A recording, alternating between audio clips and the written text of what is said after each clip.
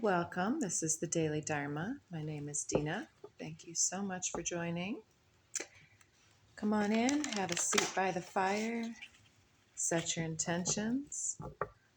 Daily Dharma is where we read the codes, taking the energetic pulse of the moment. You can take these readings as timeless, but for my purposes, I will let you know that today is the day of the full moon, the end of February. So that should mean that our energy is at the peak awareness of the subconscious as it is attempting to speak to us, whatever that means. Merkaba soul time. A couple more times here. Get a really nice shuffle. It's a Monday morning here. Universal love with Merkaba.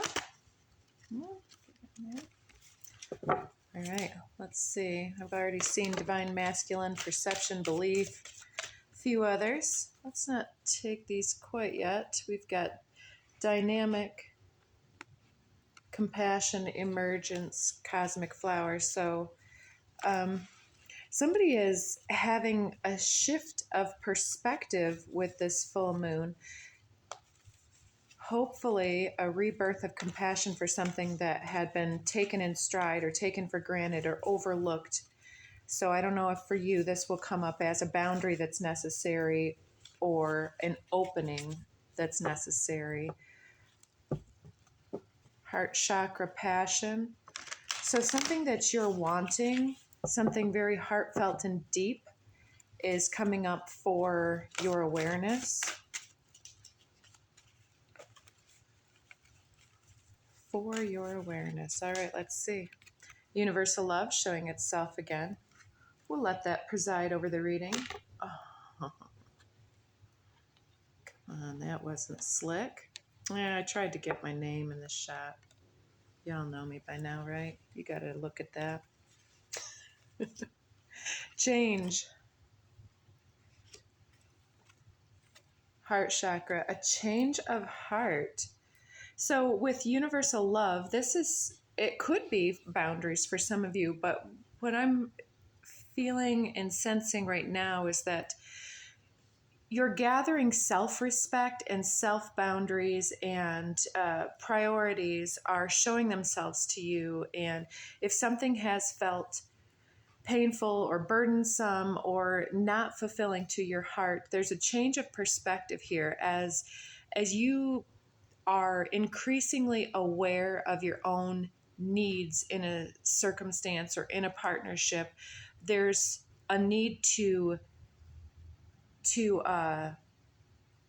shift the situation so that your needs are not being eclipsed. And that reminds me that we're in, I just saw 333, in the window of time between the last, I guess it's the last full lunation cycle, because our eclipses start at the end of March in 24. Depending on when you're reading this may have already happened for you. So allowance, something's been allowed to simmer or something's been tolerated that's been aggravating or painful for you. Compassion and passion. Okay. So it's affecting your ability to feel invigorated and inspired. Perhaps it's been you giving other circumstances or individuals more compassion than yourself, taking the burden onto yourself. Flip the roles and reverse them as necessary. Root chakras coming out. Got a lot of green and red on the table, and consciousness. So the root of your awareness, and there's the divine feminine at the bottom. I don't know if I said, but where I saw the divine masculine was on the bottom of the deck, and I didn't look for what was under. Now we have, under divine feminine, we have perception, emergence, which already showed itself, transition, and magic. So, and what's conception. Yeah, I'll go ahead and set those to the side. One more peak. Fertility is also showing itself. So this feels like what we are discussing here, transitioning magic, emerging perception of the divine feminine. So perhaps what's going on is there has been,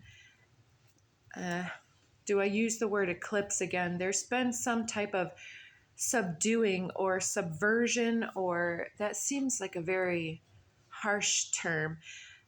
There's been a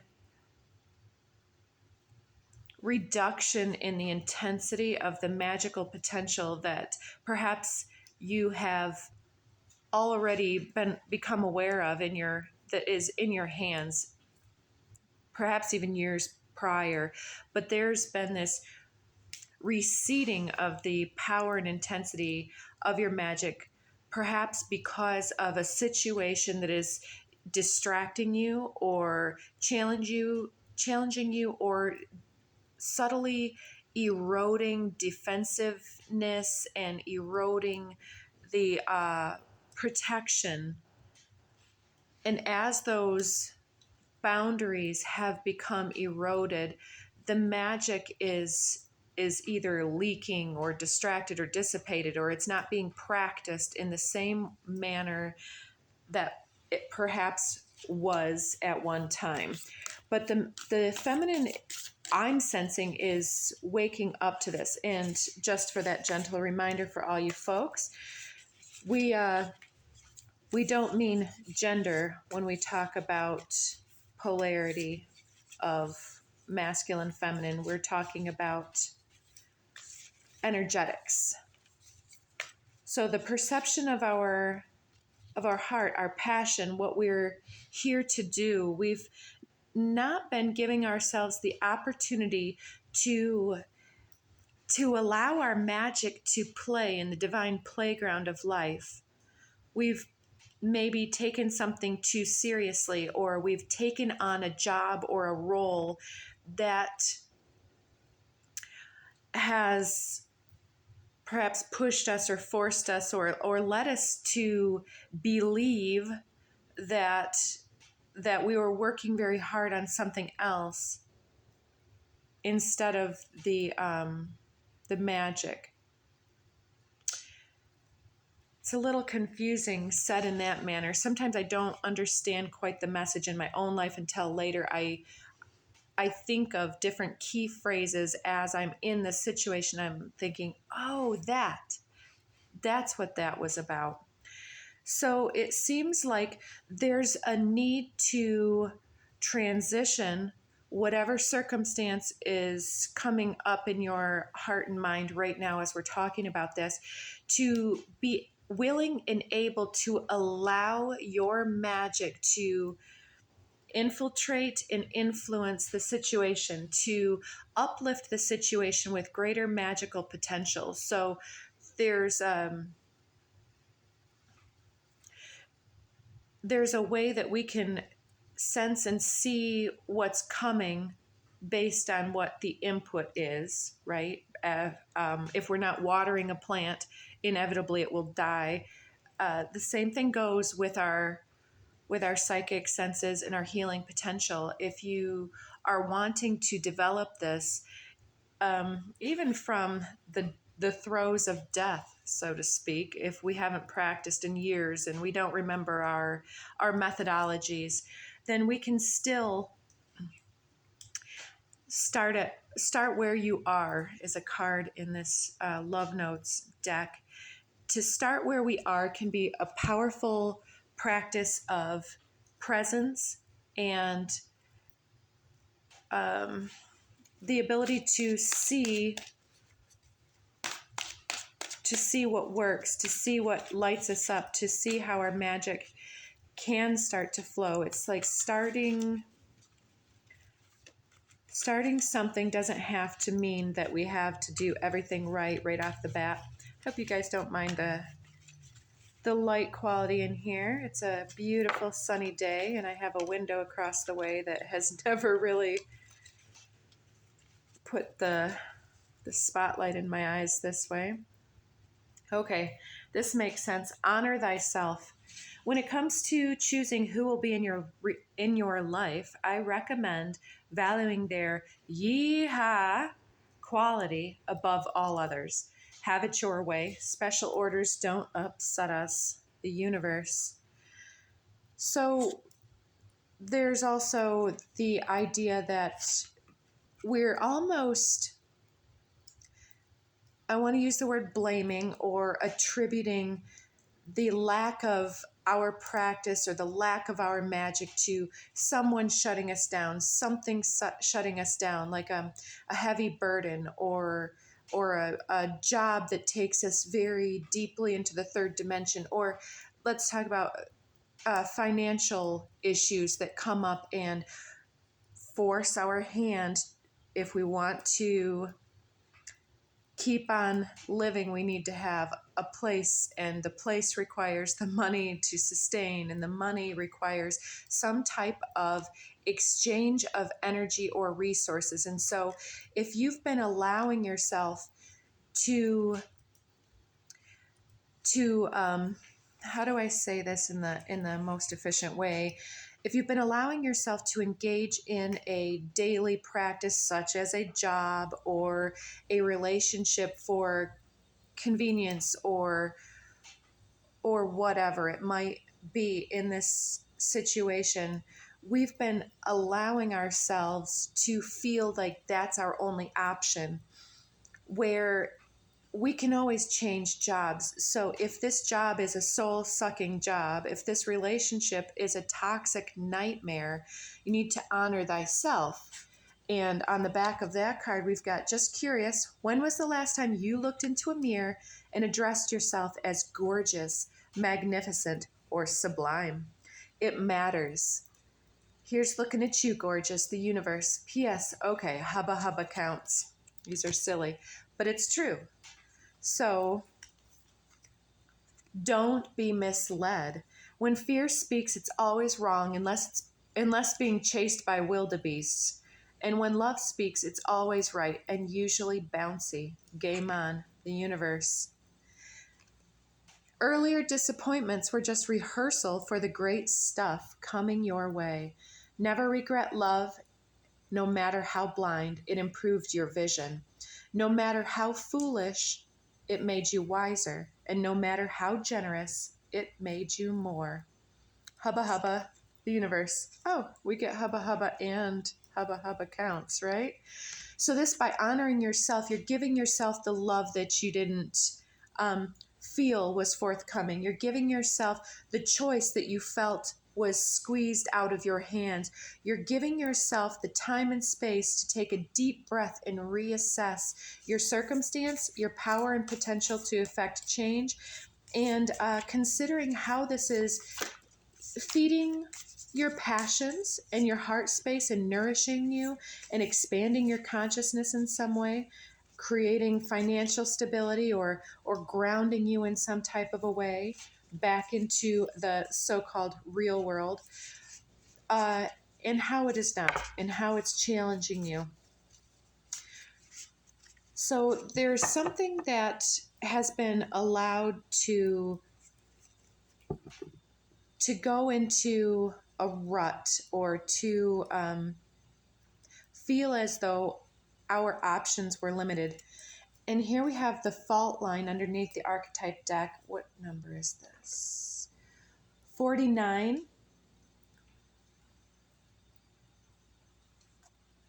It's a 13, which is the death card. So it's almost like the fault line is talking about the tectonic plates and how they can separate, creating a huge rift in the actual surface of a situation, or the Earth's surface. I did see Earth quite a bit in the pre-shuffle on that deck. So earthly matters are starting to draw away from each other. And we have already said in previous forecasts, but to repeat, this can be situations or friendships or partnerships that are pulling away from each other. It can be, I mean, kids searching for their own independence, their own sense of self, their own passions, and testing their limits. Partners can test their limits. It can be a job that no longer serves, even though it paid the bills. Your consciousness, as it evolves, requires something different. When we get change and transition on the deck, out of the deck at the same time, it's as though a change is necessary. The transition is already happening. And whether or not the relationship needs to go or whether it can be altered is specific to your situation. So this is a general tarot reading, just reminding you, don't make any of your life decisions based on this. Use this all for that nourishing, what can I shift and transition within myself to create that inner bolstered sense of self that then forces the relationship to either transition with us or to shift and change on its own. And so I feel like I'm going back and forth under the deck here with the honor thyself. What was that one? It was talking about valuing their yeehaw quality above all others. So take that for yourself and any individuals that you may be dealing with. There's a need for an enlightening perspective, enlightening the heaviness that has been creating the rift. Maybe there's been an argument or some type of disagreement or misunderstanding that has led you to possibly misuse your magical potential to create mountains out of molehills in certain circumstances, to create a need for scorekeeping and itemizing, like all of the faults of the partner, all of the faults of the circumstance or the group or the job, where if it pays the bills, it does have certain value. We're engaging in it for a reason. And when we can find these reasons, then we can see the benefit, and it's easier to break up with poor circumstances when we can say, yeah, your time was worthy. I got a lot out of this circumstance, but now I'm sensing that I'm growing and I need to move towards my growth and the sun. And it doesn't mean that we have to throw away the job. It doesn't mean we have to throw away the lover. Everything, no matter how perfect, will always require growth and change and shifting. Nothing stays same. Change is the only constant factor. And as we allow change to instruct our hearts, how we can plug into them and utilize them to say, okay, this is the path I like. This is not the path I like. We can be the master of our destiny. We can take that wheel. We have the Lover, and that is number 17, corresponding to the star, to inspiration and Aquarian ideals. We have the thread, 70, pulling on the thread of information, the karmic thread, pulling on the thread of divine inspiration and intuition and guidance here too. In the inverted rainbow, to me, have you ever seen when the moon is in its fullness, when you are able to moon gaze, sometimes I perceive a rainbow halo all the way around the moon, and it looks so gorgeous, and I cannot pick it up on my phone's camera. I've got an old phone.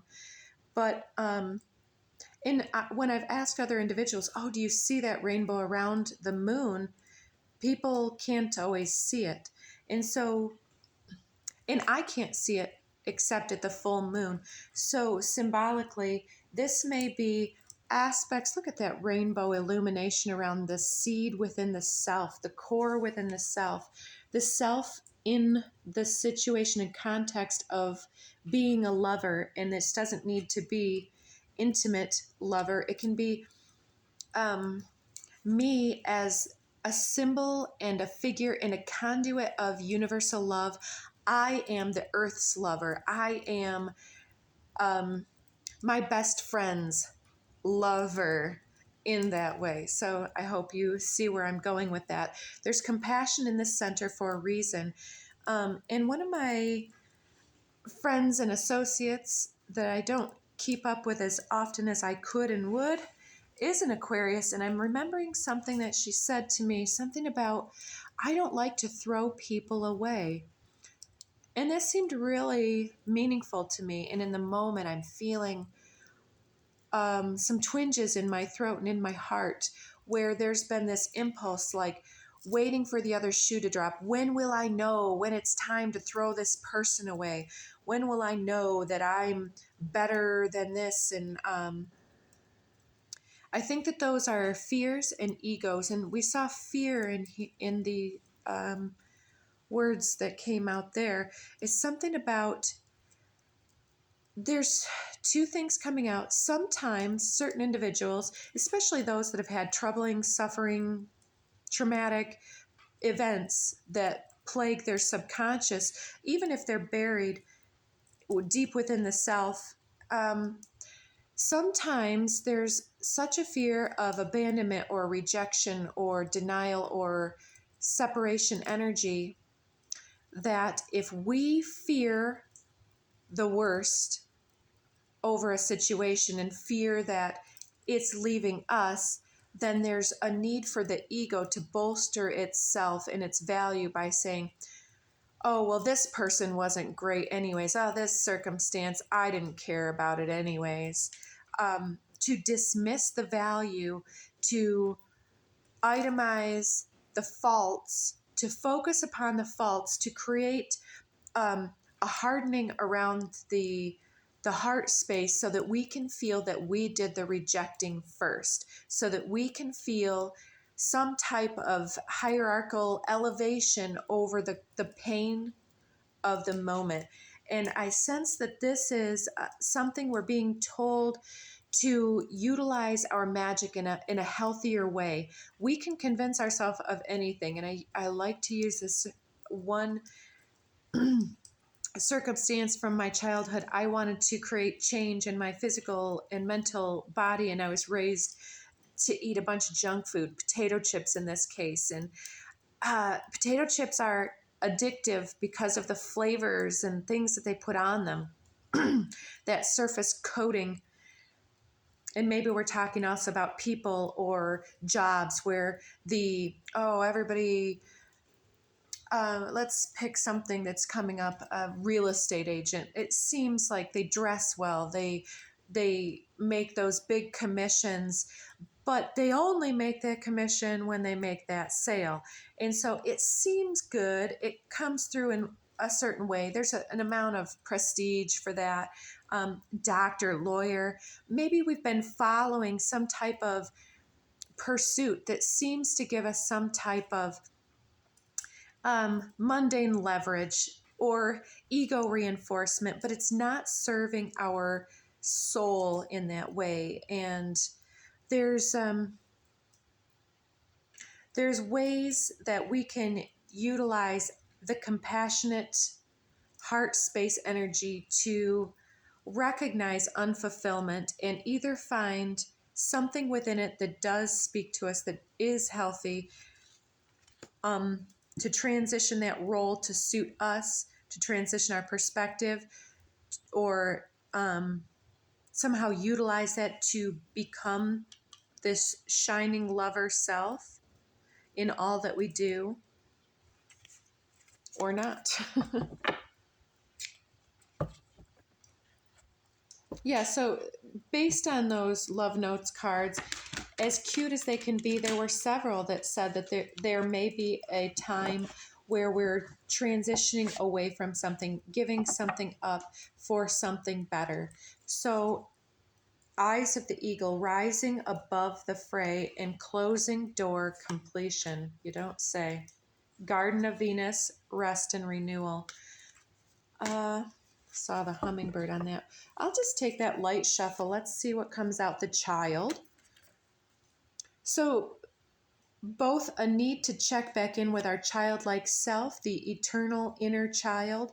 What are the emotions? What are the needs? What are the fears? The fears are extremely potent with the child. And this may even be a situation with your children because it already came up. This is 7. I don't know if you have a 7-year-old or 14-year-old. What is it? 7, 14, go in the multiples, 21, 28, on up. The 7-year cycle is a quarter of a Saturn cycle. Those of you that know any astrology will understand what I'm going for. Each planet goes around let's just simplify it. If you have different beliefs, take it with a grain of salt and use it symbolically. Each planet goes around the sun, around this in the solar system, and it appears to be going around the Earth. And as it does so, it takes about 7 years to make a quarter revolution. And each time, a quarter represents a square. It represents friction and tension that creates change. It shows us what is and isn't working. And friction is divine. I want to remind you, so if your children are challenging you, it's not because they don't love and appreciate and respect you, although those things are being toyed with also with children, or the children that we encounter in our adult life, adult children.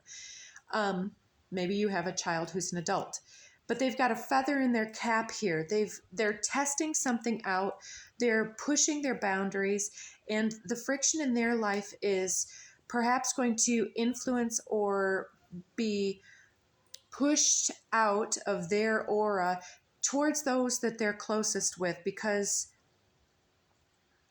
they know that you have unconditional love for them and a lover as well. The circumstance, they think, you're in it for the long term, but at some point there may be a need to cut someone off from something or to shut someone down in a very heart-based way. And I've noticed with my own circumstance, my daughter is 14, come to think of it, suits this pretty well. And as she pushes those boundaries at that perfect adolescent age, she has a lot of ideas that to me seem like attitude, but it's her process, and the less that I allow that to belong to me, the more I can support her journey and set those proper boundaries where, all right, now you're beyond the limits of what's acceptable and allowable and tolerable here. And in order for me to be the proper guide and loving mother, I need to pull on that thread of divinity to show you why I set limits and show you why I have certain values, and they don't need to be yours, but I'm setting the example of universal love and being compassionate, not saying, discipline, authority, let me be above you, and not letting them try to push and maneuver, because children often do really well when they have appropriate, firm, but gentle, loving boundaries. The rattle. And that's 43, which is a 7. Maybe you're 43. Maybe your child is 43. 22 is a 4. Master number. So the rattle and the ghost dance, it's, oh yes, I used this term the other day. I have certain amounts of thought flow patterns and past experiences from my own childhood that inevitably come into the way that I raise my child. Often, a lot of us that have ideas about how our parents didn't do it right or how they could have done it better, some for very good reason, we encounter the urge to do it differently, to not do things like they did, and in that way, for better and for worse, the ghosts of our past are infiltrating our circumstances, our jobs, our parenting potential, our being children to our adult parents. Of course, they're adults, I hope, right? Take it as you must, but there's a dance here with this thread of karma coming in where both parties need to be more compassionate with the other and to stop focusing on everything being the other's fault or blame game shifting, and to rise above the fray, rise above the apparent chaos, to be able to get back to the core of unconditional love. And we can have unconditional love for somebody and still cut them off and still shut that down. And in fact, I always talk about the tough love of the mother being almost the most divine love. And if we're being shut down by somebody, we do owe it to ourselves and to those circumstances and people that are important to us to look at our own self for our own level of accountability.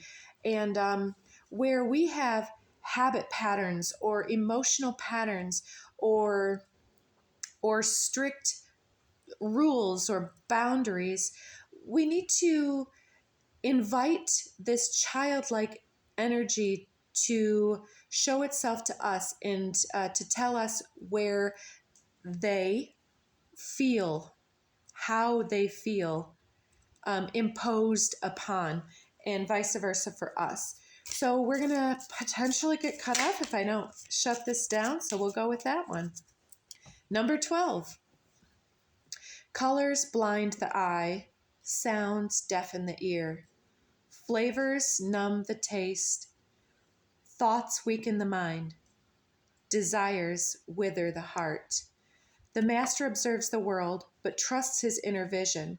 He allows things to come and go. His heart is open as the sky. It reminds me, I start these stories and symbols and then I don't finish them. The potato chips. I was eating potato chips. I didn't want to eat potato chips. It made me sick. It made me ill. It grossed me out. I was like, why can I not stop eating these? It's the false coatings, the superficial addiction patterns. And I used my mind to convince myself, itemizing all the faults of potato chips. They're greasy, they're gross, they're unhealthy, they ruin your complexion. And I did this when I was in my adolescent phase because the grease was terrible and I wanted to be healthier. And I did it by itemizing the fault lines.